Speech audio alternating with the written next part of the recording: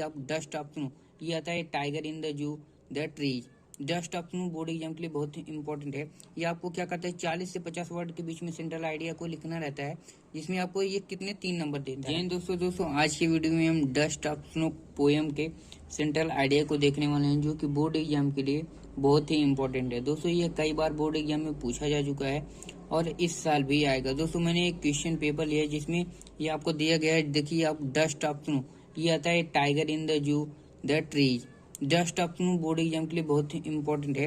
ये आपको क्या करता है 40 से 50 वर्ड के बीच में सेंट्रल आइडिया को लिखना रहता है, जिसमें आपको ये कितने 3 नंबर देता है। ठीक है दोस्तों, यदि आप इतना बड़ा लिख देते हैं तो आपको ये 3 नंबर दिया जाता है। दोस्तों मैंने कई यूट्यूब पे वीडियो देखे हैं जो कि बहुत लंबी लंबी सेंट्रल आइडिया को लिखवाते हैं और आप कहते हैं इनको रट लीजिए। ठीक, तो आपको दोस्तों इसमें रटना नहीं, बहुत ही आसान भाषा में मैंने लिखा है। यदि आप एक बार पढ़ लेते हैं तो आपको समझ में बिल्कुल आ जाएगा। दोस्तों चलिए इस वीडियो को समझते हैं। दोस्तों इस वीडियो में जो डस्ट ऑफ स्नो है जिसका हम सेंट्रल आइडिया है, तो डस्ट ऑफ स्नो पोएम की जो राइटर हुए हैं रॉबर्ट फ्रॉस्ट, जो इनकी रचना किए हैं।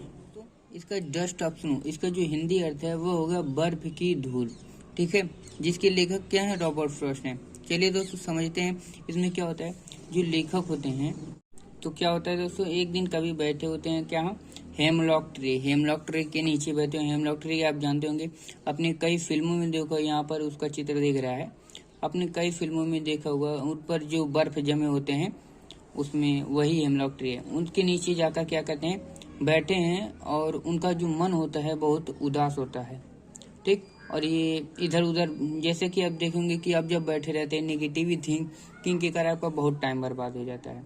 तो वही आप जब कहीं जाते हैं तो वहां पर बिल्ली काट दी तो आप क्या करते हैं, नहीं जाते हैं। अब बिल्ली रास्ता काट दी तो आप कहीं भी जाना होगा तो आप भी नहीं जाएंगे, क्योंकि कहीं दुर्घटना ना हो जाए। ये सब थिंकिंग आती हैं, इन्हीं को कवि ने कहा। तो ये हेमलॉक ट्री के नीचे बैठे होते हैं और एक कौवा आता है, क्या करता है, उन पर बर्फ के जो कण होते हैं, धूल होते हैं, उनको गिरा देता है। और उसके गिरने से जो कवि होते हैं उनका मूड बदल जाता है, मतलब वो क्या होते हैं, हैप्पीनेस हो जाते हैं, खुश हो जाते हैं। वही इसमें हुआ है। तो दोस्तों चलिए पढ़कर समझते हैं और क्या है इसका अर्थ। डस्ट ऑफ स्नो को मैंने बताया कि ये बर्फ की धूल, इसका अर्थ है। इसमें the poem dust of snow is composed by Robert Frost. The poem कविता डस्ट ऑफ स्नो बर्फ की धूल इज कंपोजेड रचित है बाय रॉबर्ट फ्रॉस्ट के द्वारा। यह कविता dust of snow Robert Frost के द्वारा रचित है। इसका यह अर्थ होता है। और क्या, इन दिस पोयम इस कविता में द पोएट कवि was in sad mood, was माने था, इन सैड मूड दुखी मूड में, मतलब उनका जो मन था उस दिन क्या था, दुखी था, उदास था। इट हैड बीन स्नोइंग, और क्या हो रही थी, स्नो माने होता है बर्फ, आईएनजी लगे तो क्या हो गया, राहत रही थी। इट हैड बीन स्नोइंग बर्फ गिर रही थी। जब कवि का मन उदास था तब बर्फ गिर रही थी। सून तभी अ क्रो केम एक कौवा आया, इट सुक और गिरा दिया। द दोस्तों ये द 2 बार लिखा गया। द डस्ट ऑफ स्नो बर्फ की धूल को ऑन द पोएट कवि के ऊपर।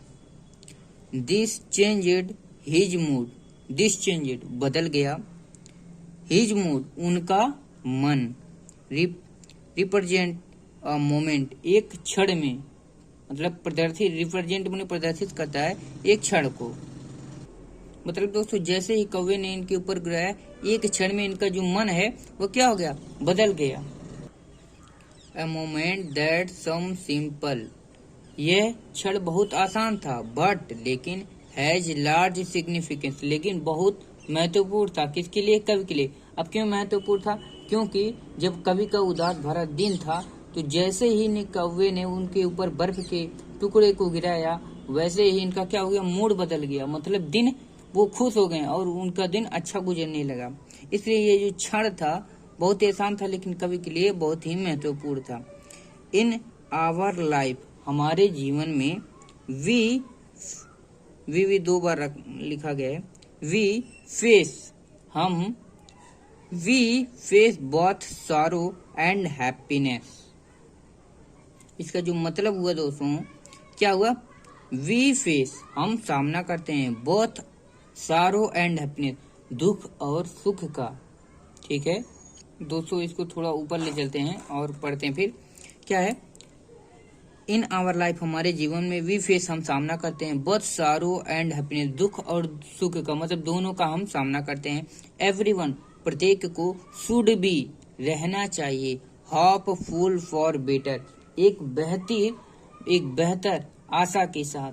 ठीक है, इसमें ये कहता है कि यदि हमारे साथ कुछ गलत हो जाए तो ये नहीं कि उसके बारे में हम दिन भर उसी के बारे में सोचें, हमारे लिए पूरा दिन पर हम उसके अच्छी बातों को भी, मतलब पॉजिटिव थिंकिंग के बारे में भी सोच सकें, इसके बारे में कवि का कहना है। तो दोस्तों चलिए इसको पहले पूरा मिलाकर एक बार पढ़ते हैं। The poem dust of snow is composed by Robert Frost. यह जो कविता है रॉबर्ट फ्रॉस्ट द्वारा रचित है। इन दिस पोएम, इस कविता में, the poet was in sad mood, कवि का मन जो था वह दुखी था।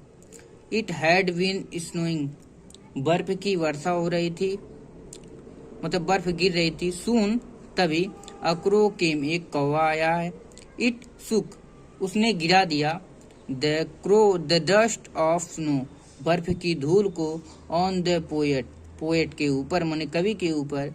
दिस चेंज इट, बदल गया, हिज मूड, उनका मूड, मतलब कवि का मन जो था वह बदल गया। रिप्रेजेंट, माने दर्शाता है, अ मोमेंट, एक क्षण, दैट सम सिंपल, माने एक क्षण जो था वह बहुत ही आसान था, लेकिन बट हैज लार्ज सिग्निफिकेंस, लेकिन कवि के लिए बहुत ही महत्वपूर्ण था। इन आवर लाइफ, मतलब हमारे जीवन में, वी फेस, हम सामना करते हैं, बोथ सॉरो एंड हैप्पीनेस, दुख और सुख दोनों का सामना करते हैं। एवरीवन शुड बी, मतलब प्रत्येक को रहना चाहिए, होपफुल फॉर बेटर, एक बेहतर आशा के साथ। तो दोस्तों आशा करता हूँ ये आपको समझ में आ गया होगा। चलिए दोस्तों मिलते हैं एक नए वीडियो में एक नए टॉपिक के साथ। यदि आप स्क्रीनशॉट लेना चाहते हैं तो स्क्रीनशॉट भी ले सकते हैं। मिलते हैं नए वीडियो में एक नए टॉपिक के साथ। जय हिंद, वंदे मातरम। वीडियो को लाइक जरूर कर दीजिएगा। जय हिंद।